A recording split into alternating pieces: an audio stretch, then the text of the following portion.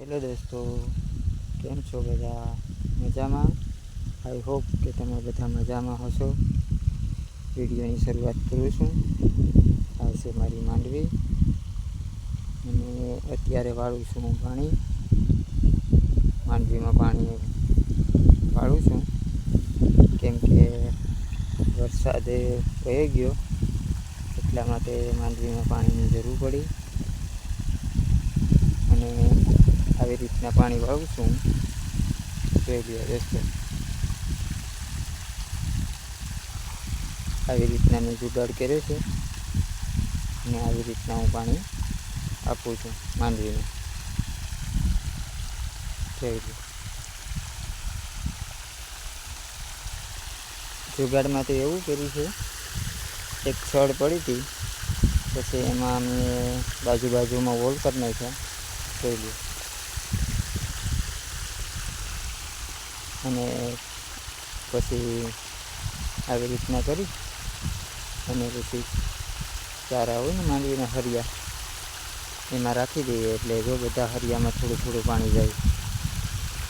એવી રીતના જુગાડ કર્યો. કંઈ નીચ કે કંઈ નથી કર્યું, ડાયરેક્ટ આવી રીતના છોડે ચડાવી દેવાનું. પાઇપ આવે ને એને મોઢે લગાવી દેવાનું, એટલે આ પાઇપમાં હોલ છે એ પ્રમાણે બધામાં થોડું થોડું પાણી વહી જાય. આ છે મારી મગફળી. જોઈ લો, મારી મગફળી. અને આ છે સોયાબીન. થોડા સોયાબીન કર્યા છે. માંડવીનું બિયારણ ઘટી ગયું વાવવામાં, એટલા માટે થોડા સોયાબીન કર્યા છે. આ છે મારા સોયાબીન, આ છે મારી માંડવી. દોસ્તો, સોયાબીનમાં બહુ મોટા મોટા સોયાબીન થઈ ગયા છે અને સોયાબીનમાં ફાલ બતાવું છું તમને. આવી રીતના ફાલ છે આમાં, હિંગુ. સોયાબીન એ મારી કડકડ ગોઠણથી ઉછા છે. જોઈ લો,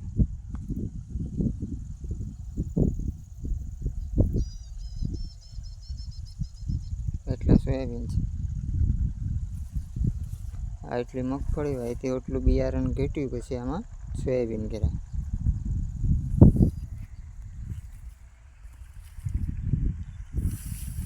મારી વાડીનો વ્યૂ જોઈ.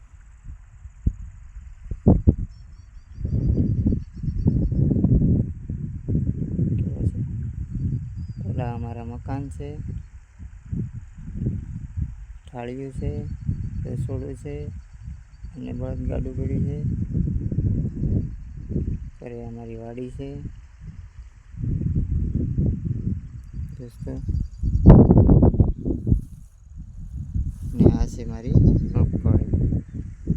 હાલો, હવે તમને હું આગળ વિડીયોમાં બતાવું છું મારી વાડી.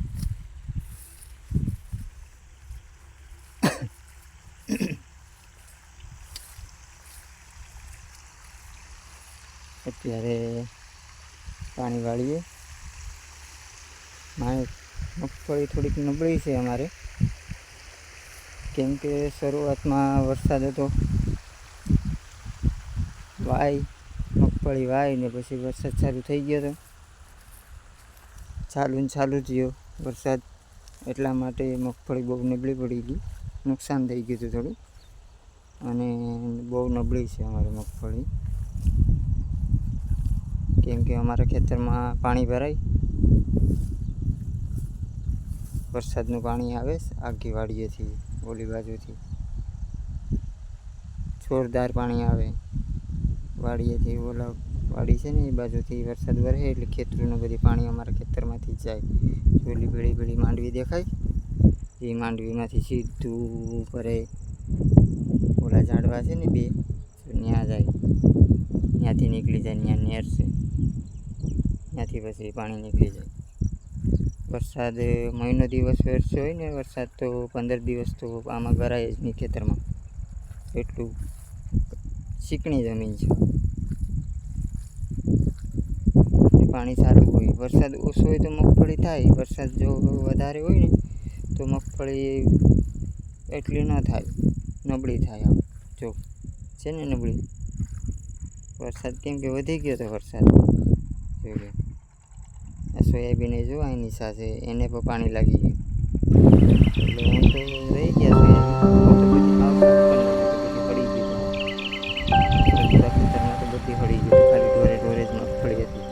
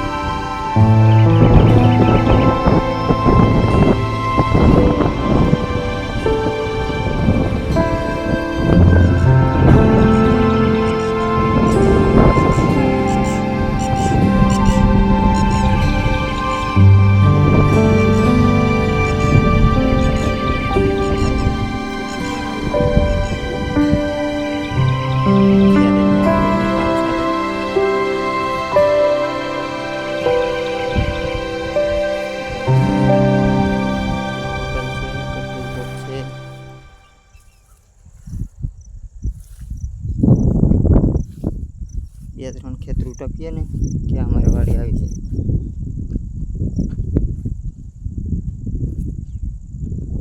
અને આ ગાળના ઢેગલા પડે છે, અમારી વાડી છે.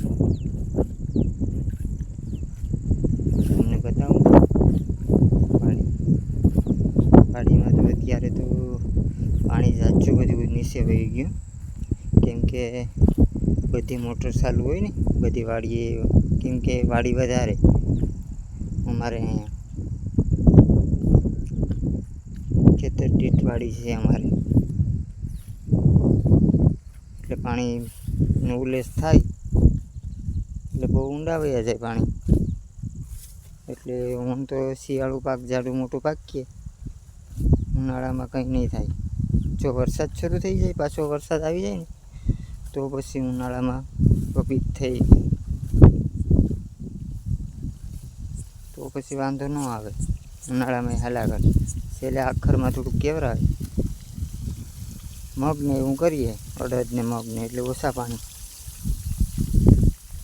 આ બધી કંજર જેવું છે, આ લાકડા કાપ્યા હતા ને, આ બધીમાં ઝાડવા થઈ ગયા હતા, એ બધી કાપ્યા હતા. તે કાપીને જે હુમાનામાં થયા, જ્યાં વરસાદ થઈ ગયો પછી તો એને બાળવા હતા, કોઈ બળાય નહીં. પછી બધી ઢેગલા રહેવા દીધા. હવે આની રાતના પછી મગફળી કાઢીને પછી હળગાવી દઉં. આ બધી ચોખ્ખું કરી નાખીએ, થોડું ચોખ્ખું કરતા જાય. અમારી વાડીની બાજુમાં લીમડો છે, આને પણ કાપી નાખવાનો છે. નકર વાડીમાં છે ને એના મૂળિયા બહુ ઊંડા ઉતરી ગયા તો વાડીમાં પથ્થર પડે. આ અમારી વાડી, ક્યાં પાણી પી ગયું, કબૂતર ઉડ્યા છે, જેમાં માળા છે. આ લીમડા નહીં રહેવા દીધો હતો, કેમ કે એમાં છપલીના માળા હતા ને એટલે કાપ્યો નહોતો, કેમ કે એમાં એના બચ્ચા ને એના ઈંડાને હોય ને એટલે પછી રહેવા દીધો. પછી નિરાતના કાપી નાખશું. જાયમાં આવી છે, જોશે મારો. અને જા અમારી વાડી, એટલે પાણી છે. હજી તો ઊંડી છે તો પાણી જાજુ ઉપાડી લીધું. ઉપર આ જો ઉપર કાદી દેખાય ને ત્યાં હતું પાણી, ત્યાંથી એટલું નીચે વહી ગયું પાણી.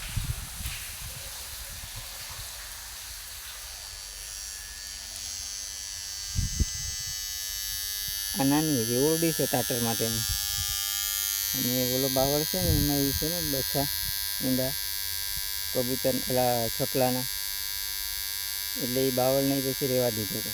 એમાં એના માળા છે. આવી રીતના અમે કાચી છે, પીસ બળી ગયા, હવે નાખવા જ નવા. તો હવે આ પાણી વળી જાય ને પછી પીસ નવા નાખી દઉં. અત્યારે હાંકી લઈએ આમ આશી ટીસી.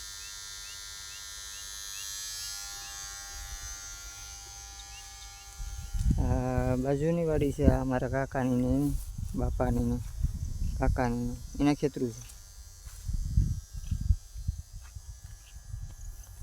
જો છે ને આમાં પમાળા આ વાયરમાં અડી જતો હતો, કાપવો તો એમાં પછી ચકલાના માળા હતા ને પછી રહેવા દીધો, કેમ કે એમાં એના ઈંડા હોય બસા હોય, પછી રહેવા દીધો. બાવળ છે કાંટાળો. જોઈ લે આ બધી કાપી નાખ્યું તો આ બધી બાવળું પડ્યા એમાં હળગાવી દઉં પછી. અને આ બાજુમાં મગફળી વાવી હતી. એ લોકોને કંઈક બિયારણમાં ફોલ્ટ હતો એટલા માટે ઉગી નહીં, બગડી ગઈ. ઉગાવો સારો આવ્યો નહીં, પછી એ લોકોએ ખેડાવી અને જવાર વાવી દીધી. અત્યારે એવડી જવાર છે. ઢોરનો સારો થાય ગાયોનો અને જવાર થાય. એ લોકો પછી આ જવાર વાવી દીધી. અને આગળ જો હોટલ છે, પેટ્રોલ પંપ છે, એટલું દૂર છે અમારી વાડીથી હાઈવે. જો ઢગલા પડ્યા ને ફોટેકનું કામ ચાલુ છે. સામે મશીનરી છે, ઝૂમ કરું બતાવું. રોડ બનાવે છે ગાડી જાય.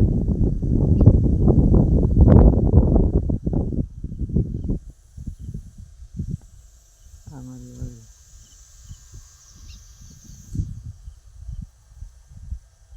જો ઓલા બે ભાઈ જાય. હાઈવે એટલો દૂર છે અમારો.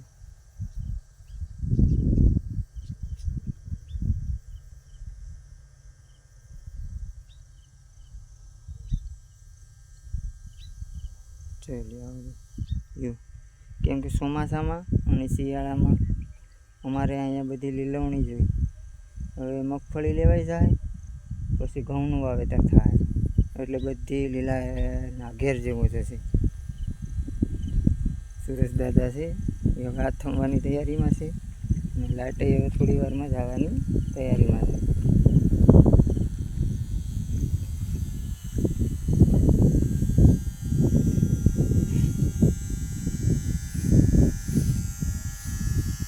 આવી રીતના બધી જુગાડ છે.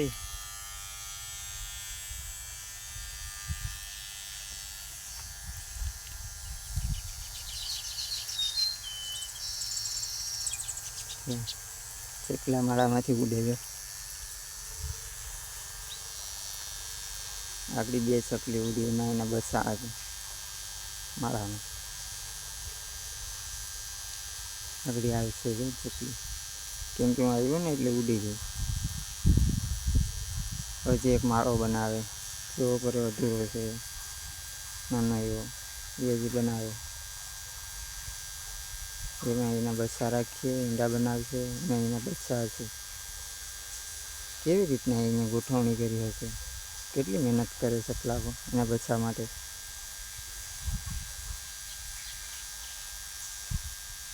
આપણે આપણા બચ્ચા માટે મહેનત કરીએ છીએ ને એથી ડબલ મહેનત કરીએ છીએ. પક્ષી પર કેટલા સમજવું હોય.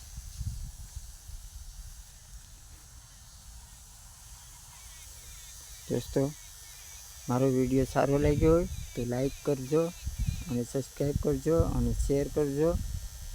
ધન્યવાદ.